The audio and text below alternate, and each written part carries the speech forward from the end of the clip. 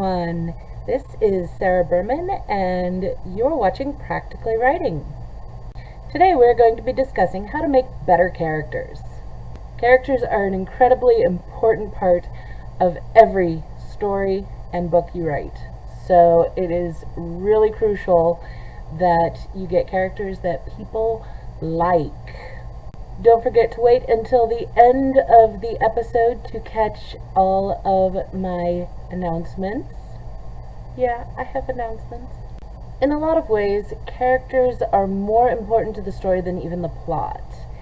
After all, we remember Darth Vader far more than we do the details of the plot for A New Hope, because Darth Vader rocks. We remember the interaction between Frodo and Samwise better than we do the details of their journey to Mordor, because Darth Vader rocks. Characters are incredibly important. They are what make the story. Obviously, you can't just drop the story, but you have to nail the characters, because Darth Vader rocks. Now, there are a lot of different ways to make your characters memorable. And some of them actually contradict each other, so it's not like you have to do all of them, but doing at least one or two of them will make your character stick out in people's minds, and they will remember that character long after the rest of the story has faded, which is a good thing, particularly if you're writing a series. That's what people talk about. It's what encourages people to spread the word of your books through word of mouth. There are 5 ways that you can make a character truly memorable. Number 1, characters must be relatable.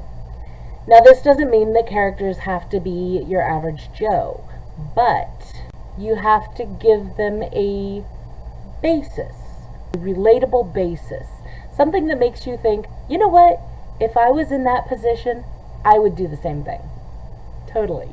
Or, in the case of villains, you know, if I was in that position, I would be sorely tempted. Totally tempted. I mean, the thing is, none of us are truly tempted to take up cannibalism, but we've all had those moments where we realize that we are somewhat smarter than the person that we're talking to, and dealing with that person becomes extremely frustrating. There's that temptation there, and that's what makes Hannibal Lector so awesome, is we've all had that moment where we feel more important than anyone else, and we want people to know that. I'm not saying it's a good thing, oh my gosh, for shame. We like Batman for the same reason.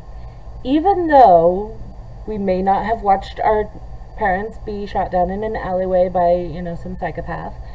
And even though we may not be billionaires who can afford to, trick ourselves out like that, we understand that feeling of anger and revenge that drives that character to do what he does. So, again, relatable. Number 2, make them larger than life.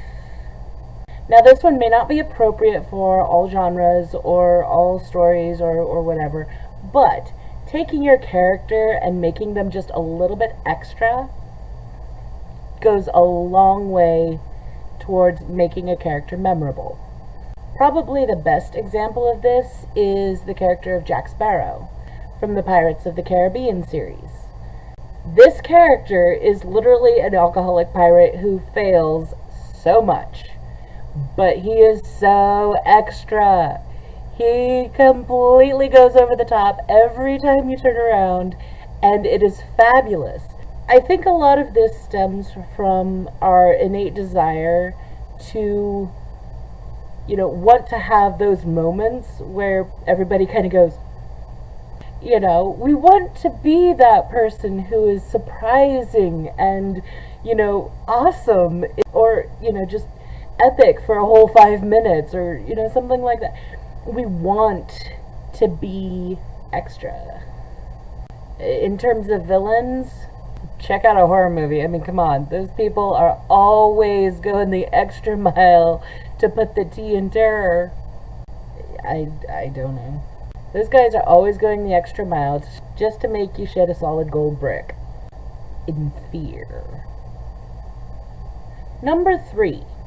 You want to make your characters clever or funny or witty. The success of the Marvel movies and other comic book based movies and similar things, the action movies, one of the characteristics of those movies is the presence of the one-liners.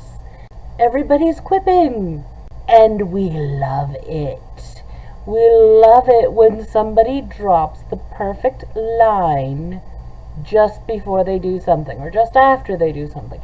We love that. We want to be that. I mean, seriously, who hasn't been like, you know what, 5 minutes later, I knew exactly what I should have said. I had that response. We've all done that. We've all done that. We want to be the one who has that response in the moment. So make your character the person who has the response in the moment. Yeah.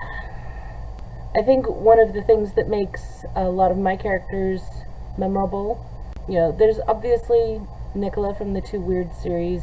It's incredibly snarky. But actually what people seem to really love is the Ravens. And the Ravens are just kind of these, back and forth, constant guys.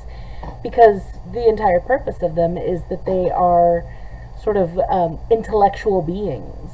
In order to portray that, while at the same time maintaining that they are in fact ravens, I gave them just this kind of way of speaking that people find amusing and intriguing and very entertaining, and dare I say, memorable.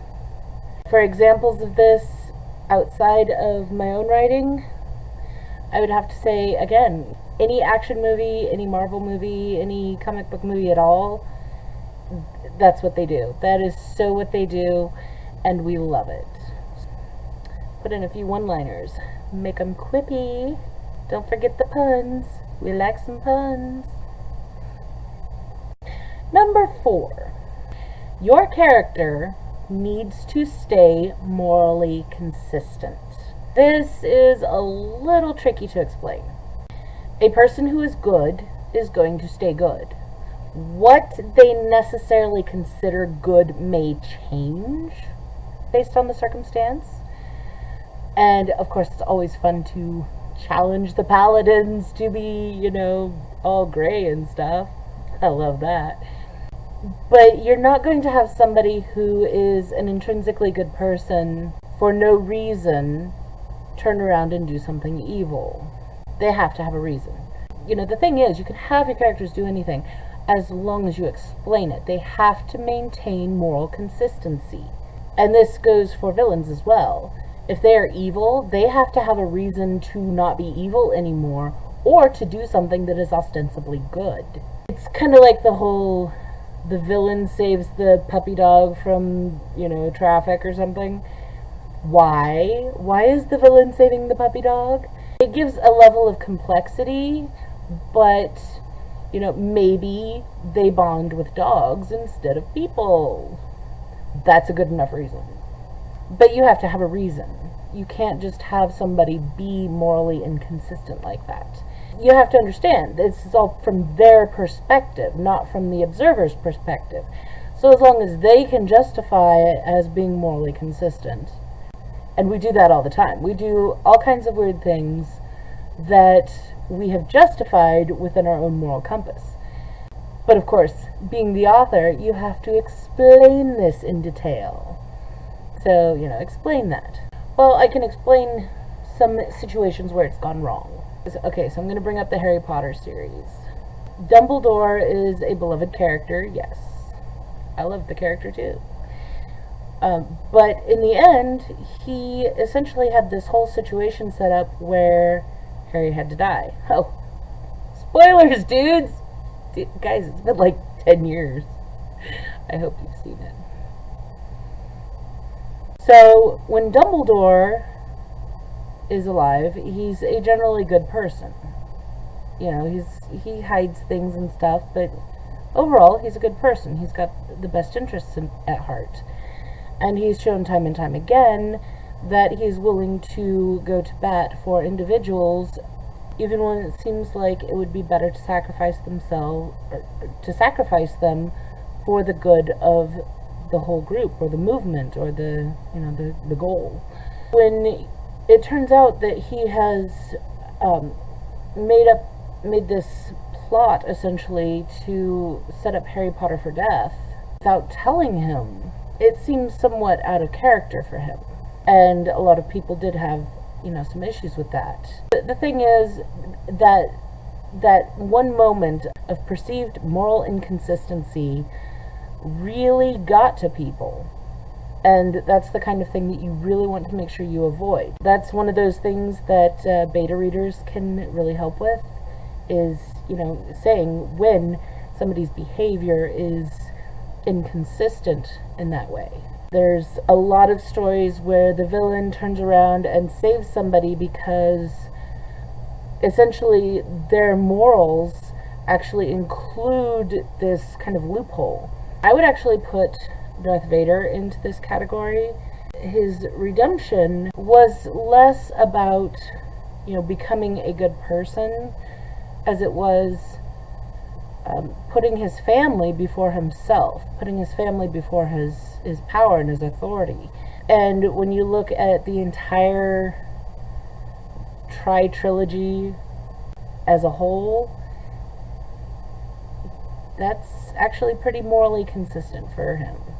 I'm not talking about what he did in episode 3. That's, the way that Darth Vader he was always, kind of focused on the idea of family before power. He was more interested in bringing his child into his fold than he was a powerful Jedi. That's a situation where he was actually morally consistent, and that's why people didn't have much of a problem with what he did. And number 5, make your characters surprising. Not in the sense that, something completely out of left field, but no, like Buffy the Vampire Slayer. Totally memorable character. And the whole point of that was, it was to turn a trope on its head, was the whole point of it.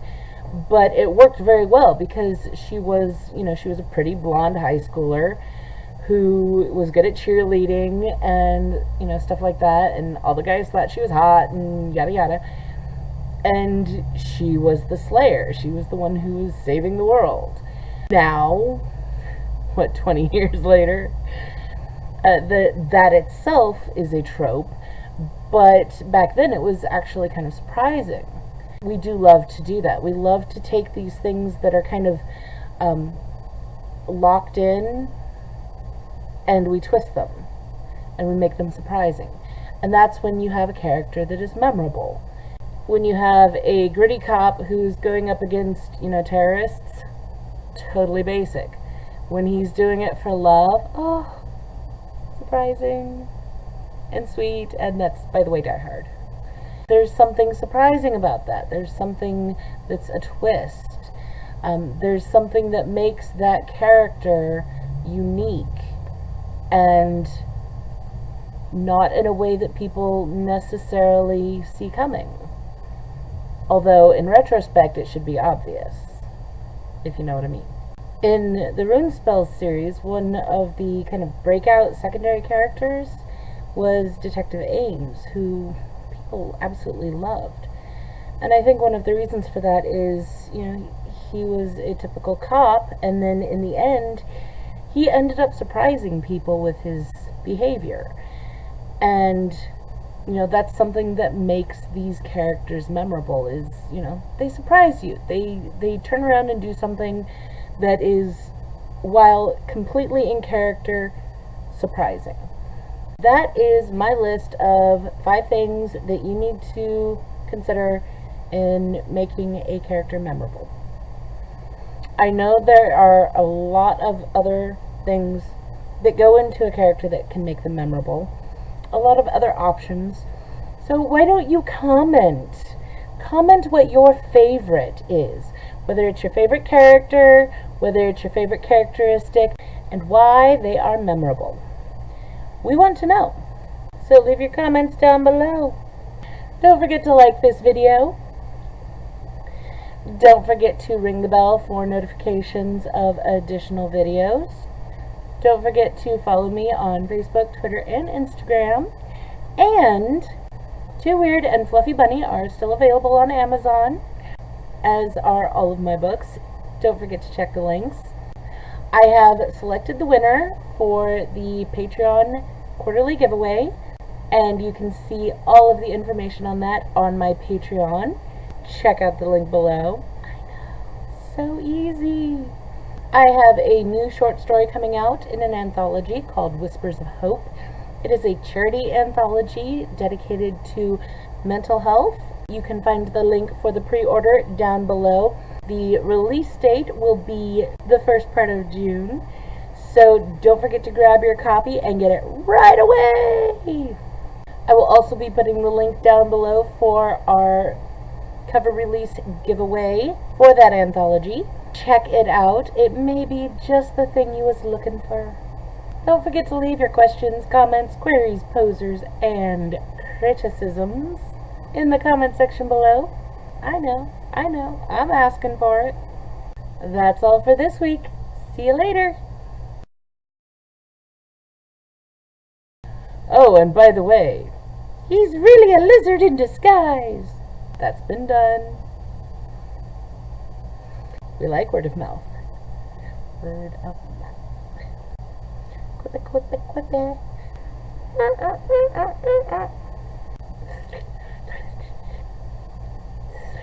I can't do it. Naughty, naughty. Everybody is quippy fighting. Whoa, whoa. Bring it.